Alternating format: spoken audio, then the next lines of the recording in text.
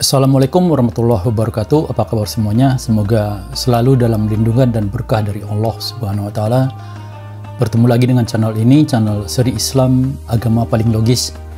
Channel yang akan memaparkan bagaimana kebenaran Islam itu sangat mudah diterima siapa saja selama dia mau berpikir. Karena Islam itu agama yang paling logis, yang maknanya Islam itu agama yang paling mudah untuk dipahami, mampu menjawab semua pertanyaan yang muncul pada diri manusia tentang kehidupan dengan jawaban yang logis, jawaban yang memuaskan akal. Pemirsa yang dirahmati Allah, kita sudah memasuki video seri ke-11. Bagi yang baru menonton video ini atau baru bergabung dengan channel ini, silahkan ditonton mulai dari seri yang pertama agar lebih jelas fakta-fakta bahwa Islam itu adalah agama yang paling logis. Begitu juga jika Anda yang saat ini bukan beragama Islam namun ingin tahu Islam itu apa dan bagaimana, saya anjurkan juga untuk mulai menontonnya dari video seri pertama. Di dua video sebelumnya membahas tentang fenomena ChatGPT yang cukup menggemparkan jagat keagamaan dengan jawaban-jawabannya membuat gerah sebagian penganut agama tertentu. Sehingga kemudian mereka mencoba membuat framing bahwa ChatGPT itu tidak bisa dibenarkan, ya. Dan ada yang menyebut ChatGPT itu mudah dimanipulasi. Tujuannya tentu untuk membuat orang-orang tidak yakin akan jawaban-jawaban yang disampaikan oleh ChatGPT. Sementara kita tinggalkan saja itu dulu. Silahkan ya bagi yang percaya kebenaran jawaban ChatGPT mengambilnya, dan yang tidak mempercayainya ya silahkan menolaknya, ya. Itu hak masing-masing. Walaupun hakikatnya di sini adalah masalah logika. AI itu kecerdasan buatan dirancang oleh manusia yang membuat kecerdasan ini untuk menyandarkan benar dan salah itu pada logika. Karena memang beginilah cara manusia modern berpikir. Manusia modern tidak lagi menerima doktrin yang tidak boleh diminta penjelasan logisnya atau yang tidak mempunyai penjelasan logis. Nah, belakangan ini muncul satu pertanyaan di tengah manusia. Apakah keberadaan AI, termasuk di sini tentunya ChatGPT, akan membahayakan eksistensi agama? Kekhawatiran itu berdasarkan mengingat bagaimana AI itu terlalu jenius, mengetahui apa saja, sehingga bisa saja AI itu menyampaikan hal-hal yang intinya menolak adanya agama, bahkan menolak adanya pencipta atau Tuhan. Inilah yang akan kita coba ulas di video kali ini. Sekali lagi, sebagaimana sudah dipaparkan di video seri ke-10 sebelumnya, kehebatan dari kemampuan tanda kutip berpikirnya AI, termasuk ChatGPT, itu dikarenakan dua hal utama. Pertama, kecepatan mengaitkan fakta yang diinderanya, seperti umpamanya ChatGPT, fakta yang diinderanya adalah sesuatu yang dia dengar, ya, dengan maklumat atau informasi yang sudah terdapat di servernya. Kedua, faktor kelengkapan informasi yang sudah terdapat di servernya. Yang paling berperan di sini yang membuat AI juga ChatGPT itu terlihat begitu jenius adalah lengkapnya informasi yang tersimpan di servernya, ya, di memori servernya. Di sini kita bisa pastikan bahwa ChatGPT tidak akan mungkin bisa menjawab sesuatu yang tidak tersimpan informasi tentang hal itu di servernya. Umpamanya ditanyakan kepada ChatGPT, "ChatGPT, tolong sebut tanggal dan tahun pasti terjadinya kiamat." Saya yakin pasti tidak bisa dijawab. Jikapun ada jawabannya, itu masih bersifat prediksi bukan kepastian. Kenapa bisa begitu? Karena informasi tentang kapan kiamat itu, kapan pastinya terjadi, tidak ada satu manusia pun yang mengetahuinya. Karenanya tidak mungkin terdapat informasi tentang hal ini di servernya ChatGPT. Jadi kalau ChatGPT mendapat pertanyaan itu, dia akan mencari di servernya, tidak menemukan satu informasi tentang hal itu. Yang dia temukan di situ paling informasi tentang tanda-tanda akan kiamat dan segala macamnya, ya, dan kemudian tentang semesta ini, ya bagaimana ini suatu saat nanti akan mengalami kehancuran, itu bisa dirangkainya, tapi tetap menyebutkan tanggal dan tahun pasti itu dia tidak bisa. Atau umpamanya ditanya pada ChatGPT, ChatGPT, bisakah kamu sebut apa yang sedang aku pikirkan saat ini? Pasti tidak akan bisa menjawab dengan benar ya. Paling kalaupun ChatGPT tetap menjawab, jawabannya itu tetap bersifat prediksi atau perkiraan semata ya. Atau mungkin yang paling ekstrem, diminta kepada ChatGPT untuk membuat sebuah kitab suci baru. Jikapun ChatGPT menerima tantangan ini dan benar-benar membuatnya, tetap isi dari kitab suci yang dibuatnya itu tidak bisa keluar dari informasi yang ada dalam servernya. Dan apapun jawabannya itu akan tetap berpedoman pada logika. Maka, kitab suci karangan manusia atau kitab suci yang di dalamnya tercampur tulisan manusia bisa mungkin dikalahkan kitab suci versi ChatGPT. Namun kitab suci yang benar-benar berisi firman Tuhan tidak mungkin disamai atau dikalahkan kitab sucinya ChatGPT. Kalau ada ya, karena firman Tuhan itu adalah menjelaskan segala sesuatu yang tidak diketahui manusia. Sementara sandaran informasi awal ChatGPT atau AI adalah segala hal yang sudah diketahui manusia. Jadi kuncinya di dua hal itu. AI dan juga ChatGPT hanya bisa menjawab sesuatu yang sudah ada informasi tentang itu di servernya. Dan dia hanya akan membenarkan atau menjawab memakai informasi yang logis, masuk akal. Jika informasi di servernya adalah informasi yang tidak masuk akal, itu akan diabaikannya. Karena dianggapnya itu adalah informasi yang tidak benar. Ketika kita masuk pada ranah agama, tentu hal utama di sini adalah pengakuan akan adanya pencipta atau Tuhan. Tidak ada agama yang tidak mengakui adanya pencipta. Bagaimana dengan kalangan ateis yang tidak mengakui adanya pencipta? Ateisme itu adalah pemikiran yang tidak punya dasar logika sama sekali.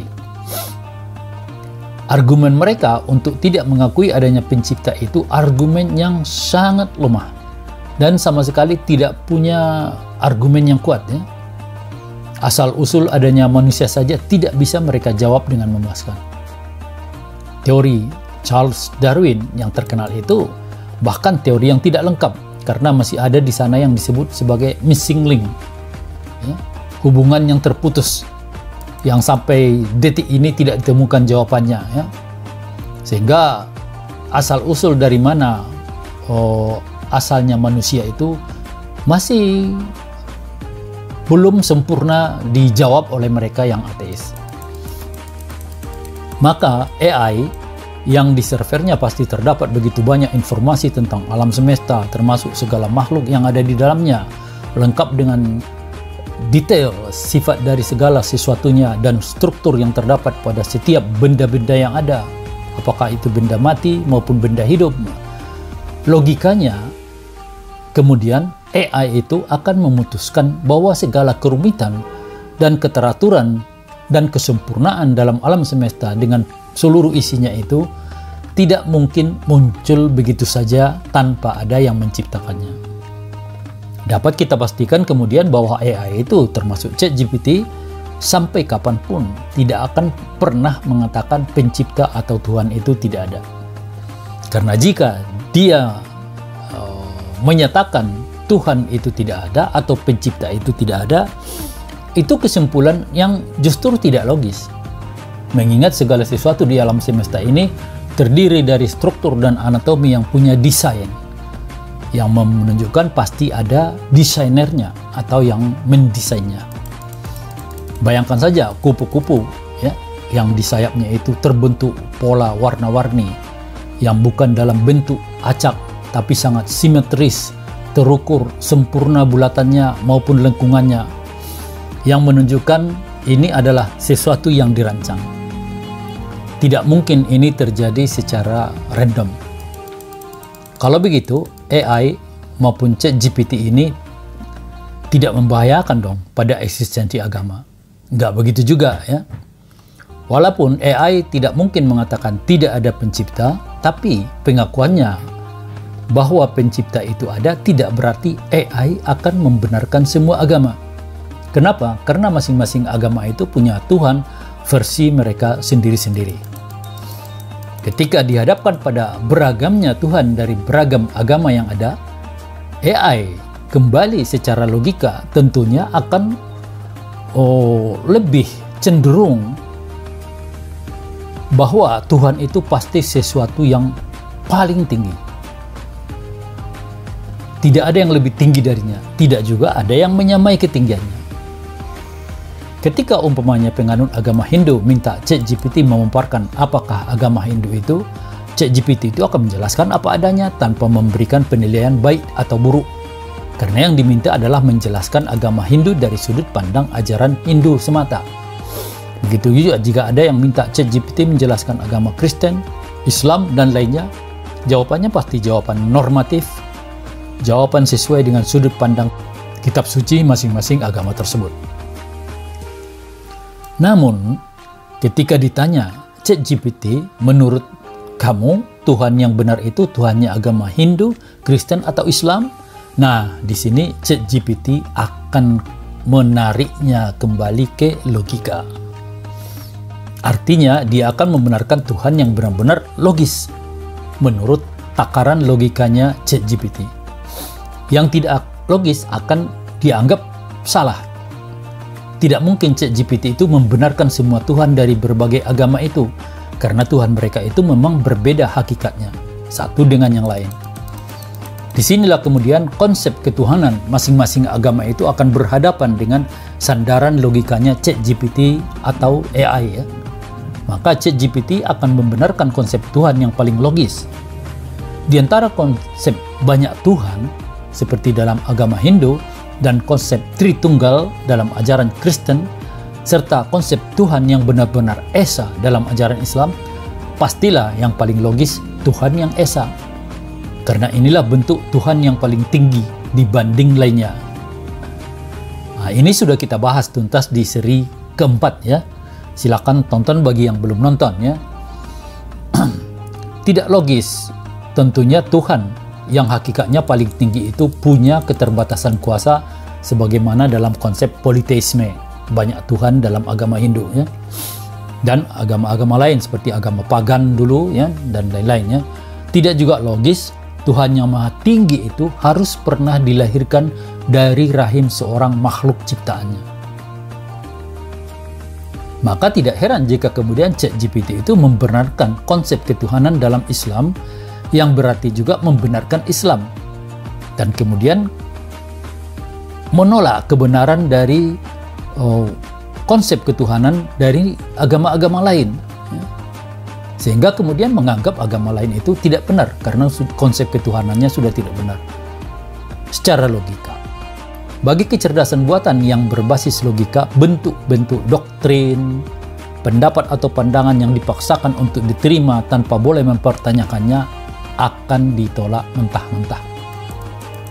Kesimpulannya, ChatGPT tidak menolak adanya Tuhan dan sampai kapanpun tidak akan menolak adanya Tuhan. Karena hanya dengan mengakui adanya Tuhan atau mengakui adanya pencipta, satu-satunya jawaban logis, jawaban yang masuk akal untuk menjawab alam semesta bersama segala yang ada di dalamnya ini berasal dari mana. Namun itu pun tidak berarti ChatGPT membenarkan semua agama. Agama yang benar hanyalah agama yang sesuai dengan logika atau masuk akal. Karenanya AI maupun ChatGPT ini akan sangat berbahaya bagi eksistensi agama yang tidak sesuai dengan logika, alias agama yang tidak masuk akal. Sebaliknya, ChatGPT ini akan membenarkan agama yang sesuai dengan logika atau agama yang ajarannya itu masuk akal. Untuk itu ya, bagi kita umat Islam, keberadaan AI maupun ChatGPT ini insya Allah tidak akan menimbulkan dampak negatif. Bahkan akan membuat Islam itu semakin diyakini kebenarannya, karena yang kali ini ikut membenarkannya adalah mesin robotik yang pasti netral sekali. Ini juga sekali lagi menegaskan bahwa Islam itu memang agama paling logis. Makanya kita lihat gelombang mu'alaf terjadi dikarenakan mereka-mereka yang mu'alaf itu tidak terpuaskan logikanya dengan agama mereka sebelumnya. Dan kemudian menemukan jawaban-jawaban yang memuaskan tentang pertanyaan yang mengganjal pada diri mereka selama ini dalam Islam. Kalau begitu, keberadaan AI ini positif dong bagi manusia. Kalau ini pertanyaan lain. Keberadaan robot ataupun AI bagi kehidupan manusia ada sisi positifnya, ada sisi negatifnya. Sisi positifnya ini akan membantu manusia dalam memudahkan urusannya. Sisi negatifnya, keberadaan robot AI ini bisa mengurangi lowongan pekerjaan bagi manusia. Karena banyak pekerjaan yang tadinya itu dikerjakan manusia sudah kemudian digantikan oleh robot-robot AI ini. Walau a'lam bishawab. Demikian video kita kali ini, sampai bertemu pada video seri berikutnya. Dukung terus channel ini agar semakin banyak yang menontonnya, sehingga pesan dakwahnya semakin luas. Dan juga subscribe, like, komen, dan tekan lonceng notifikasinya agar jangan ketinggalan seri-seri berikutnya. Assalamualaikum warahmatullahi wabarakatuh.